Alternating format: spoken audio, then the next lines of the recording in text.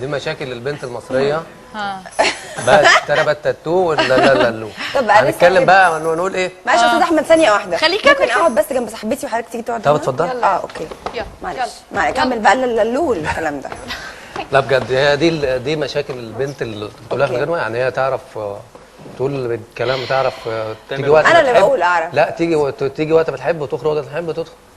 يعني على اساس ايه؟ يعني مطلعه على مفتاح الشقه انت ولا ايه؟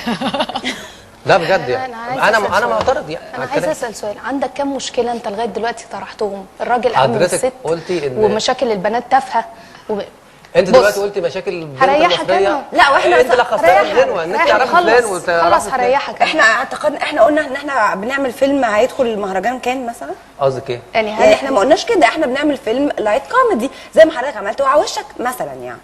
طب لا انت كده بتدخلينا بقى في نقاش كبير. انا بقول نقاش كبير. الكلام اللي انت قلتيه ده، انت شايفه فيه مشكله البنت المصريه والمراه المصريه بتنحصر في المشاكل اللي انت قلتيها شويه في الغنوه؟ شايفاها انها مشاكل وانها حاجه مهمه في حياتنا وبتاع؟ هو احنا لما جينا نعمل كلم ماما، هل ما بتكلمش على كلم ماما، بتكلم عن الغنوه دي. ما هي الغنوه دي في الغنوه دي أيوة في يعني الغنوه دي انت شايفه ان مشاكل البنت المصريه في الكلام اللي انت قلتيه يعني هل الكاست القائم على كلم ماما كله يوم ما جه يعمل الفيلم ده، هل منا ابتدت تدي تصريحات في الصحافه ان احنا بنعمل فيلم هيناقش مشكله البنت المصريه؟ يا جماعه انا بعمل فيلم هغني لكم اغنيه هتعبر عن كل اللي احنا حاسين بيه ما قلناش كده. احنا بنعمل فيلم كوميدي لايت هادي جدا، دمه خفيف جدا، مش مطلوب منه حاجه غير انه يخليك تعمل كده وانت بتتفرج عليه. دي نمره واحد. نمره اتنين، الاغنيه دي معموله عشان حاجتين.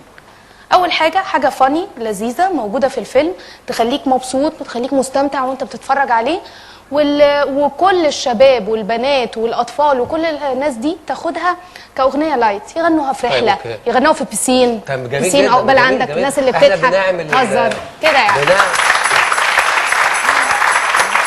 عشان ما بانش ان انا بس عبد المعترض وكده، انا بس عايز اعرف حاجه، انت موافقه على الكلام اللي انت قلتيه من شويه؟ موافقه. اهدى بقى. ان انت دلوقتي ما تيجي وكده موافقه؟ انت شايفه ان ده حاجه كويسه؟ ايوه انا موافقه يا سيدي، انا شايفه الدنيا كده. طيب خلاص اوكي، ده رايك يا حر.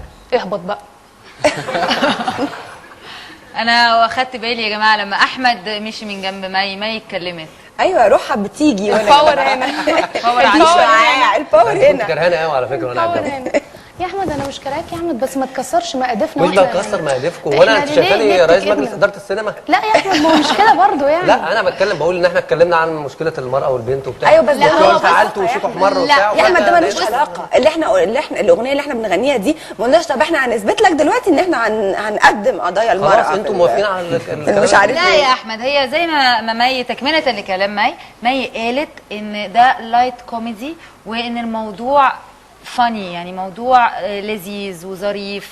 مفيش حاجه اسمها اخرج وقت ما اجي ومش ايه ده كلام انت بتقوله لمراتك ان شاء الله. احنا مالناش دعوه. معترض انه يطلع اصلا لاي حد. خلاص اوكي، لما تخلف ابقى اطفي تلفزيون، خلي مراتك ما تروحش فيلم زي ده. بص هم مش على قد مستوى النقاش. احنا دلوقتي في تقليد يا جماعه. نهدي بس.